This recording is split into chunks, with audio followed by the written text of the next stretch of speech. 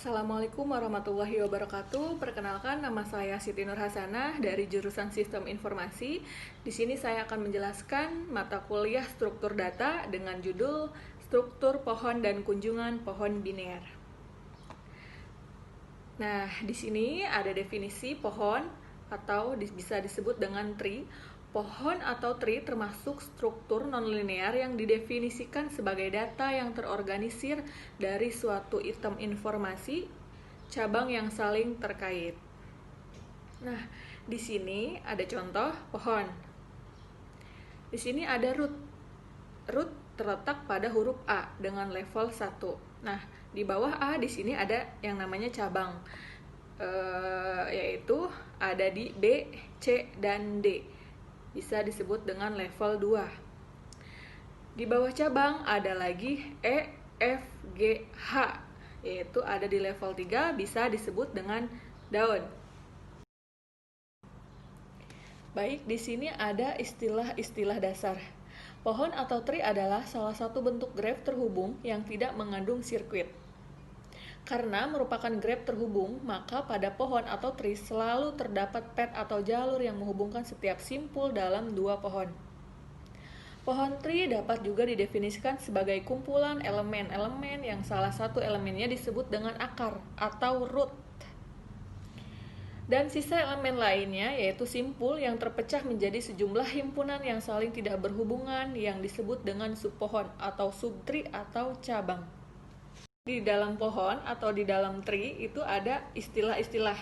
Nah, di sini ada yang namanya pertama predecessor, yaitu node yang berada di atas node tertentu. Contohnya B predecessor dari E dan F.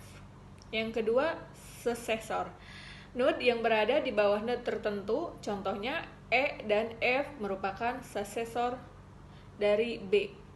Yang ketiga ada ancestor, seluruh node yang terletak sebelum node tertentu dan terletak pada jalur yang sama. Contohnya A dan B ancestor dari F.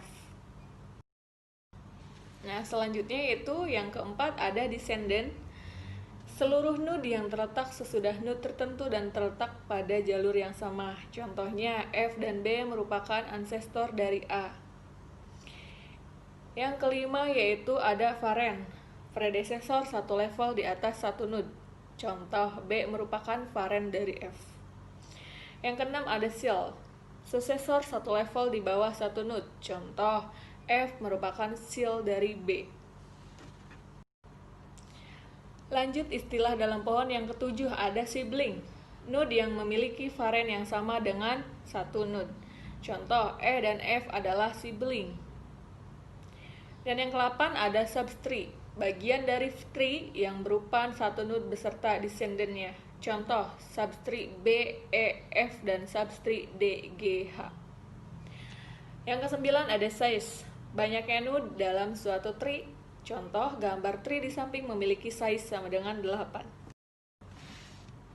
Lanjut istilah dalam pohon yang ke-10 yaitu ada height, banyaknya tingkat atau level dalam suatu tree. Contoh gambar tree di samping memiliki height sama dengan 3.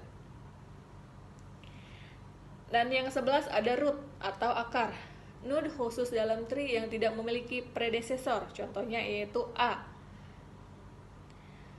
Dan yang ke-12 ada leaf atau daun, node-node dalam tree yang tidak memiliki daun. Contohnya node E, F, C, G, H. Lanjut jadi tidak ada dalam pohon yang terakhir yaitu ada degree atau derajat, banyaknya seal yang dimiliki oleh suatu node. Contoh node A memiliki derajat 3, node B memiliki derajat 2.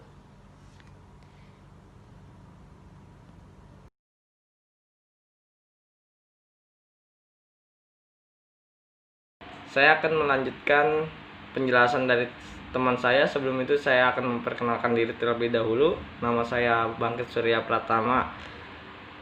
Istilah pada pohon biner. 1. Pohon biner penuh.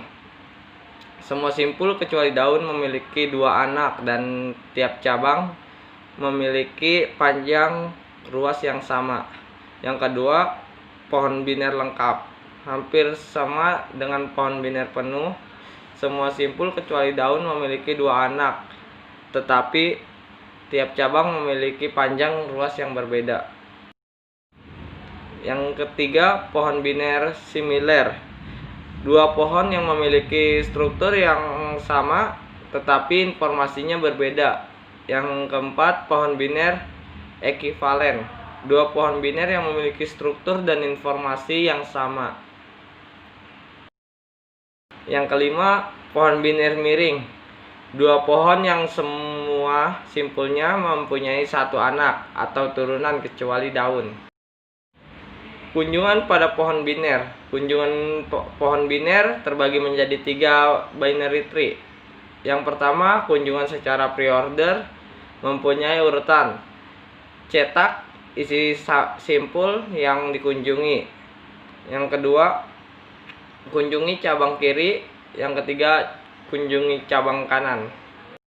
Yang kedua, kunjungan secara in order mempunyai urutan kunjungi cabang kiri. Yang kedua, cetak isi simpul yang dikunjungi. Yang ketiga, kunjungi cabang kanan.